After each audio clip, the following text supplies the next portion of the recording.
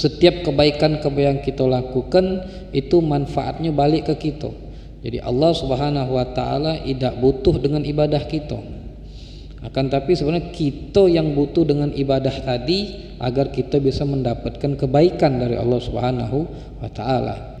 Yang pertama poinnya, kita kenapa ibadah? Karena perintah dari Allah. Kenapa kita melakukan kebaikan? Karena perintah dari Allah. Tapi ternyata di balik perintah Allah tadi ada kebaikan-kebaikan yang akan kita dapatkan ketika kita melaksanakan perintah Allah tadi. Sekali lagi, Allah tidak butuh dengan kebaikan-kebaikan kita. Allah tidak butuh dengan ibadah-ibadahnya kita. Tapi ternyata kita yang butuh dengan ibadah tadi. Kita yang butuh untuk melakukan kebaikan. Innal hasanat yudhibna sayyi'at.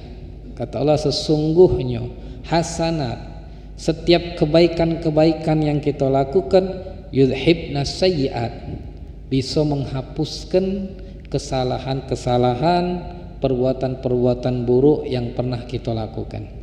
Nah, jadi ini luar biasa bagaimana tanda rahmat ya, sayangnya Allah kepada kita.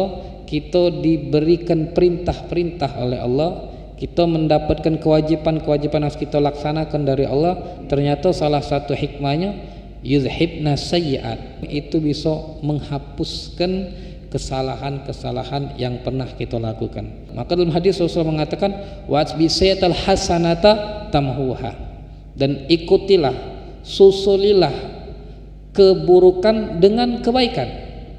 Maksudnya apa? Ketika kita melakukan keburukan, kita melakukan suatu kesalahan, kita melakukan sebuah dosa, kata Nabi, susuli, ikuti keburukan yang pernah kita lakukan hasanat dengan kebaikan. Kenapa? Tamhuha. Maka kebaikan yang kita lakukan itu bisa menghapuskan kesalahan yang pernah kita lakukan. Ini dari hadis Nabi. Al-Quran itu mengatakan innal hasanat yuzhibna sayyi'at.